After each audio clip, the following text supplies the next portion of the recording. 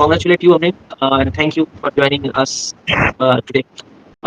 So let's begin with most obvious question. First question: how did you feel when you saw your high result? When I saw my result, I was totally blank for a few seconds. I could not believe that I had scored such a good marks. Then my mother told me that I had achieved an excellent score, and I feel really happy and satisfied. At that moment, I feel that all my hard work and sacrifices had finally paid off and were reflected in my marks. This achievement motivated me to work even harder and strive for greater success in future. Okay, very good. Uh, so now my next question is: you scored 96 out of 100 in first trial. Yes, So did you expect a high score? yes, sir. I was expecting a good score, especially in political science subject. Okay, very good. Then we'll go to our next question. And first of all, that I appreciate you that some students focus on uh, only marks. Okay, but they forget about understanding the subject. But as you said that you focus on subject as well as subject. Okay, so as usual, before exam, there is a always a pressure on students. So, what was the biggest fear or pressure you faced I think before so. exam? It was forgetting important points during the exam. I overcome it through regular revisions and mock tests. Oh, I can okay, that's interesting that you practice and practice questions, MCQs. Okay, so any moment when you feel your preparation was not going well, and then what did you do you then? Yes, there were many times when I feel my preparation was not going well. During those period, I made a study schedule and focused on a topic at a time. Okay, that's very interesting. What is your strategy? At first I again appreciate you that you scored 38 out of 40 on third semester exam. So what is your strategy for scoring so well in third semester? My strategy was to complete the syllabus earlier and revise regularly, practice answers, writing, and solve MCQ frequently. Solve MCQ frequently. अच्छा अभी ऐसा कभी नहीं हुआ है कि MCQ जब कर रही हो खास करके तुम एक मतलब बैकग्राउंड तुम्हारा हिंदी इंग्लिश मिक्स मीडियम है और तुम वेस्ट बंगाल बोर्ड में पार्ट पढ़ रही हो, तो कहीं पर ऐसा नहीं हुआ कि तुम्हें प्रॉब्लम फेस नहीं किया तुमने कि बंगाली ज्यादातर रिसोर्सेज जो होता है maximum resources from Bengali medium, तो इसमें प्रॉब्लम नहीं हुआ? प्रॉब्लम तो बहुत टाइम्स हुआ है, लेकिन उसको फिर हम कवर अप किए हैं, जैसे कि ट्रांसलेट करके, और थोड़ा सा बंगाली आता है तो इससे प्रॉब्लम नहीं हुआ। Okay okay, very good, very good.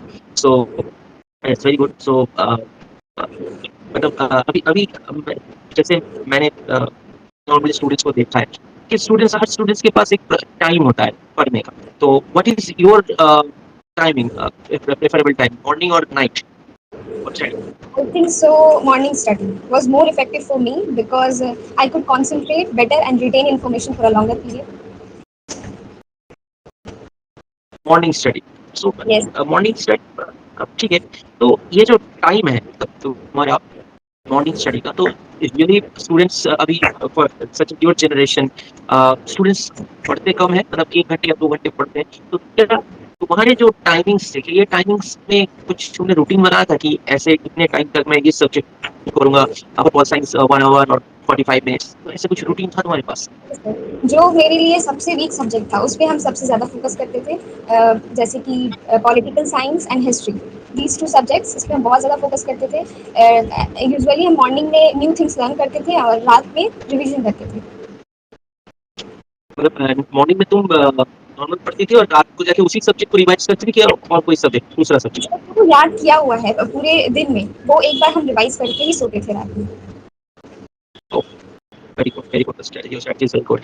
Now, my next question is, while you're studying, did you find it more helpful to make your own notes or revise notes provided by your teacher? I think so both. In some question, I make my own notes, and especially in political science subject, your note is most important for me, most helpful for me. Okay, और एक बात, जब notes तुम बनाती थी, कुछ जो notes बनाती थी, तो उसके लिए क्या तुमने अलग अलग सेपरेट कॉपी में नोट करती थी कि एक ही मतलब तुम्हारे पास कॉपी था जिसमें नोटबुक था जिसमें तुम इंपॉर्टेंट पॉइंट्स को लिखती थी। मैं थर्ड सेमेस्टर की बात कर रहा हूँ, नॉट फोर्थ सेमेस्टर। नहीं, थर्ड सेमेस्टर में मैंने सिर्फ एक ही कॉपी बनाया था, अलग से कोई नोट्स नहीं, एमसीक्यू के लिए अलग से कोई नोट्स नहीं। जो टीचर्स ने प्रोवाइड किया, स्पेशली आपने प्रोवाइड किया, बस मैंने उससे ज़्यादा कुछ नहीं, इधर से उधर से थोड़ा सा एमसीक्यू प्रैक्टिस किया था, लेकिन उतना भी ज़्यादा नहीं। Okay. So we go on next question. How did the weekly test help you, especially in political science? Weekly test helped me Or mock test? identify the Let me areas. say mock test. Mock test कितना help किया तुमको political science में? Mock test helped me to identify my weak areas and improve my speed, accuracy, and confidence. Accuracy and confidence. जब mock test तुम दे रही थी क्या तुम कुछ तुम्हारे पास क्या टाइमर ऐसे लगा के मतलब जैसे जनरली जब मेन एग्जाम में तुम लोग को 1 hour 50 minutes दिया जाता है टीचर्स में, तो क्या तुम्हारे पास तुम भी क्या कुछ टाइम बाउंड के अंदर ही वो टेस्ट दे रही थी? उसे Yes, बताती sir. थी। एटलीस्ट मैं ईच सब्जेक्ट कोशिश करती थी कि मैं रोज एक एक सब्जेक्ट का टेस्ट दे दूँ, जितना टाइम एग्जाम में मुझे मिलेगा with in this time. Okay. So अच्छा एक और next question. When you're reading the textbook, how did you identify and mark the important portions? How you did this? I highlighted key concepts, definitions, thinkers, and read questions too quickly to overlook keywords. Okay, मतलब keywords के ऊपर highlight करके मतलब तुम Yes. यहाँ पर text books को भी importance देती थी, मतलब जैसे अभी बताया कि स्टूडेंट के टीचर के नोट्स तुम्हारे लिए important था, as well as you also put importance on text books. Yes, sir. Of course, I read each and every single line on the text. अभी what is your suggestion to the new students or your juniors कि मैंने देखा है बहुत सारे students हैं वो text book को फॉलो नहीं करता है, दे से दैट टीचर के जो नोट है हम उसी को पढ़ेंगे, यहाँ पर तुम उनके लिए क्या सजेशन देना चाहोगे? My advice to revise regularly, understand concepts, and practice as many as MCQ as possible. Practice is the key, and revision. Practice is a key to success. Okay, very good, very good. So my next question is, what advice would you give to the students preparing for the particular third semester or MCQ? MCQ. Just revise and practice. That's it. Not more than this. And I mean, you get 38 in political science. So practice and revise is the main key to your success Yes. in Yes. political science as well as other subjects. Within another subject also. This I very revise good. regularly.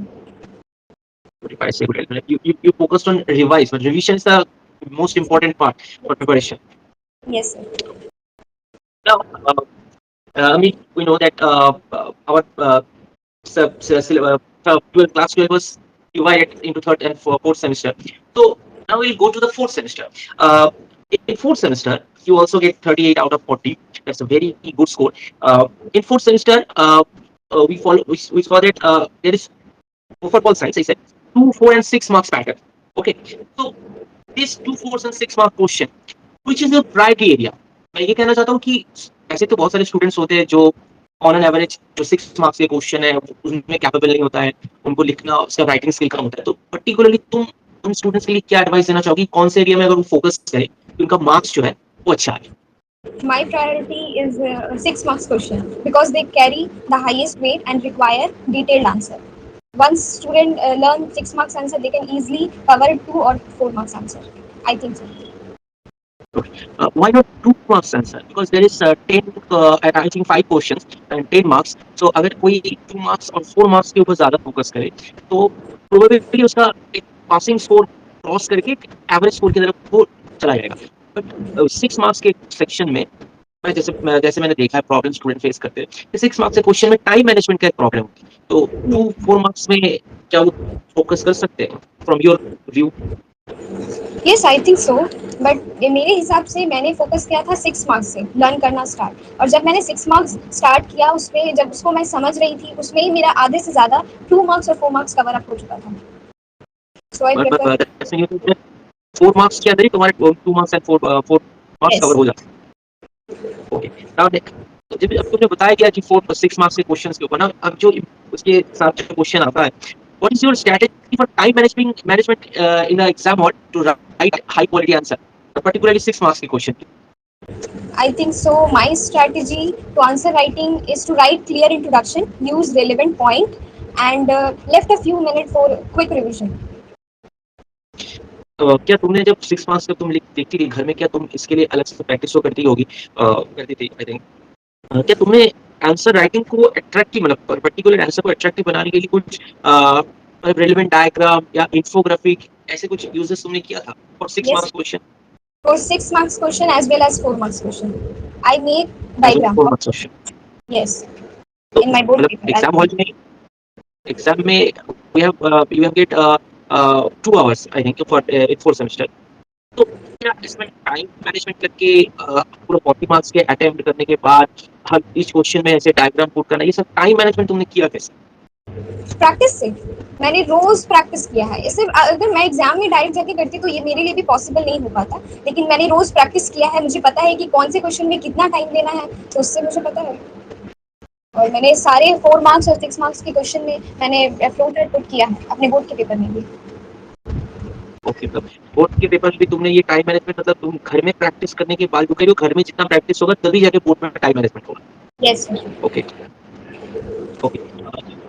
सो अब जो question आता है कि तुम्हारे जो marks है वो ये मतलब डिक्टेट करता है कि जो तुम्हारे जो राइटिंग आंसर राइटिंग स्किल्स है they are very good. So what is the strategy for effective answer writing, effective answer writing?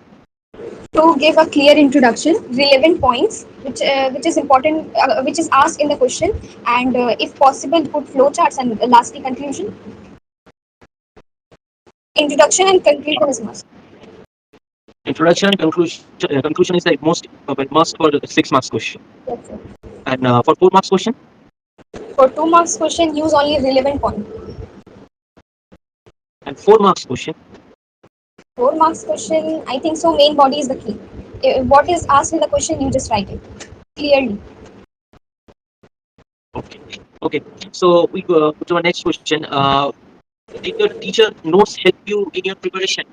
Yes, of course, it's a lot. Teacher provided me were extremely helpful in my preparation, especially in political science subject. Okay. अभी जैसे तुम्हारे result अच्छे हुए, ये तो एक तुम्हारा क्या है, बहुत बड़ा अचीवमेंट है। लेकिन एक जगह पर आज अभी जो न्यू जनरेशन के स्टूडेंट आ रहे हैं, तुम्हारे जनरेशन, तुम्हारे बाद जो जूनियर्स आ रहे हैं, उनके प्रॉब्लम बहुत फेस करते हैं। वो प्रॉब्लम उनके पास एक, मतलब उनके लिए प्रॉब्लम ये है कि वो क्लासरूम में अटेंशन पे नहीं करते। तो व्हाट डिड यू से टू योर जूनियर्स, क्लासरूम के अटेंशन एंड क्लासरूम में प्रेजेंट रहना, क्लास में प्रेजेंट रहना, ये कितना इम्पोर्टेंट है एक स्टूडेंट को अच्छा स्कोर करने के लिए? Well, I think so. Classroom attention played a major role because it helped me to understand concept clearly from the beginning. बहुत सारे स्टूडेंट्स ये भी करते हैं कि वो लोग क्लास में प्रेजेंट तो रहते हैं, मतलब अटेंडेंस के लिए वो क्लास में आ तो जाते हैं, लेकिन they are not fully engage in class. So वो क्या स्ट्रेटेजी अप्लाई कर सकते हैं, मतलब उनके कुछ प्रॉब्लम्स होते हैं सब्जेक्ट, जब कोई क्लास हो रहा है they are not fully engage, तो यहाँ पर वो लोग क्या कर सकते हैं कि इंटरेस्ट सब्जेक्ट की तरफ लाने के लिए?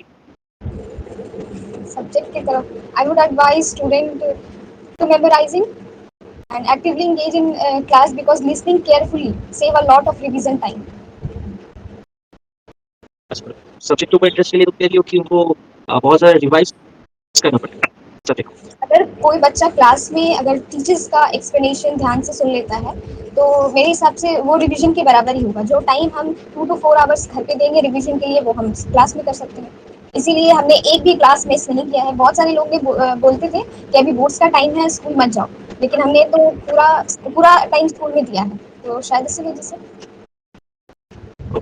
Very good. Generally, from your view, what common mistake do students make while preparing for political science? Particularly political science में students के क्या common mistake क्या है जो स्कोर वो एवरेज स्कोर की तरफ लेके जाते हैं? Common mistake include memorizing without understanding, irregular revisions, and ignoring MCQ practices. For third semester and for fourth semester Yes. क्या होता है, प्रॉब्लम क्या है? Lack of revision, Fourth that's semester it.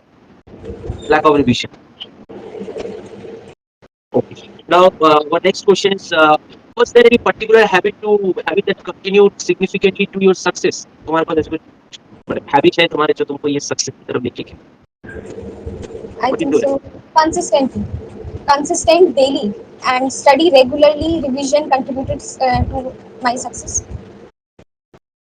एक समराइज करके तुम मुझे ये बताओ, तुम्हारे स्टडी प्लान एक रेगुलरली जो डेली तुम्हारा स्टडी प्लान था वो क्या, एकदम from morning to before you go to bed? First morning के लिए मैं न्यू थिंग्स लर्न करती थी, चाहे कोई भी सब्जेक्ट हो। फॉर एग्जांपल आज मैंने 3 सब्जेक्ट पढ़ा, हिस्ट्री, पॉलिटिकल साइंस और सोशियोलॉजी। तो वो 3 सब्जेक्ट मैंने मॉर्निंग में लर्न किया। और फिर ये शाम में एक बार कुछ एमसीक्यू प्रैक्टिस, या फिर अगर मुझे practice writing, answer writing practice करना है वो मैंने किया। और रात में सोने से पहले एक टाइम गो थ्रू करके रिविजन करके हो गया, दैट्स इट। लेकिन डेली। टाइम टाइम कितना देना चाहिए? जैसे स्टूडेंट्स हम देखते हैं, बहुत सारे स्टूडेंट जैसे तुम्हारे बैच से भी, या फिर मेरे और भी स्टूडेंट्स हैं, वो generally daily 2 hours to 3 hours maximum देते हैं सब रिवाइज करने के लिए, या फिर न्यू सब्जेक्ट्स, कोई न्यू टॉपिक्स पढ़ने के लिए। From your point of view, तुमने कितना टाइम दिया था रेगुलरली? तुम कितने टाइम देते थे पढ़ने के लिए, specifically for study? On each subject, I prefer 2 hours daily. On each subject. That's mean you have 5 subject, 10 hours for study. It's not possible, ये पॉसिबल नहीं हो पाता है, बट अगर अगर हम कंसिस्टेंटली रहें तो ज़्यादा टाइम नहीं लगता है। अगर आज मैंने ये मतलब मार्क किया कि हाँ आज मैंने ये क्वेश्चन लर्न कर लिया और ये मुझे प्रैक्टिस करना है, तो मैं अपना टाइम मैनेज कर सकती। अगर आज मैंने टाइम ज़्यादा पॉलिटिकल साइंस में दिया है तो कल मैं हिस्ट्री में दूंगी या फिर सोशियोलॉजी में ज़्यादा टाइम दूंगी।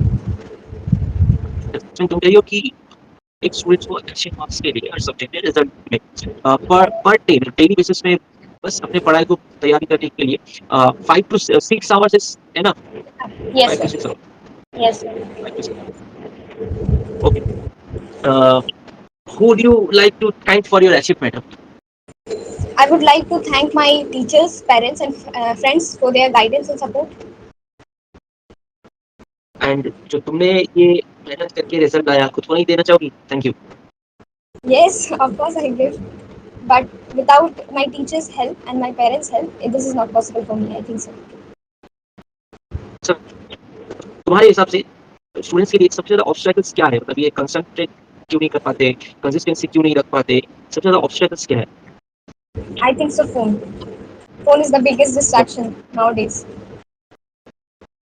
तो अगर फोन बिगेस्ट डिस्ट्रैक्शन है, तो तुम क्या सजेस्ट करना चाहोगे अपने जूनियर्स को कि फोन से कैसे खुद को दूर रखें, फिर कैसे चेंज करें? Well, सबका अपना अपना तरीका होता है। मैंने अपने बोर्ड्स के टाइम पे अपने ही फ़ोन में अपने पेरेंट्स से लॉक लगवा दिया था। अगर मुझे मैंने एक फिक्स टाइमिंग कर लिया था कि हाँ अगर मैं फ़ोन चलाऊंगी तो स्पेशली इस टाइम में चलाऊंगी, अगर नहीं मुझे कहीं मिला और मैंने अगर अपना टास्क पूरा नहीं किया आज का तो मैं फ़ोन नहीं देखूंगी। ओके। जैसे बहुत सारे स्टूडेंट्स हम देखते हैं कि उनको उनके पास एक मतलब एक्सक्यूज होता है कि घर के काम करने पड़ते हैं, male boys girls for students. तो अगर घर के काम, हाँ बहुत सारे ऑब्वियस काम रहते हैं, हम सबके पास एक बहुत कुछ रिस्पॉन्सिबिलिटी है। तो ये रिस्पॉन्सिबिलिटी एंड ये जो पढ़ाई है, मतलब एक अच्छे रिजल्ट के लिए फॉर आवर बेटर फ्यूचर, इसमें बैलेंस कैसे करती थी तुम? वेल सबका अपना अपना काम होता है और ये सबकी लाइफ में है कि कभी कभी कोई कोई प्रॉब्लम हो ही जाता है। हमारे साथ भी होता था। अगर हमने पढ़ाई किया है, आज मैंने सोचा है कि आज मैं ये पढ़ाई कर लूंगी, लेकिन या फिर कोई गेस्ट आ गया या फिर मुझे कोई काम आ गया, तो उसको मैं डिलीट नहीं करती थी। रात में मैं थोड़ी सी टाइम जाग कर मैं उसको कवर अप कर लेती थी।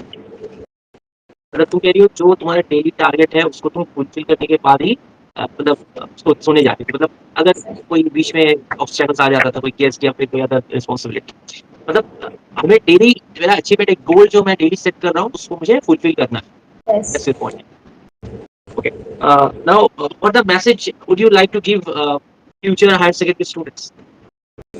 My message to future higher secondary student is stay consistent, believe in yourself, attend class regularly, and focus on understanding concept rather than just memorizing them, and success will follow you, I'm sure. Okay, thank you very much अभी participate in this interview. Okay, तो ठीक है, हम इस interview को यहीं and करते हैं।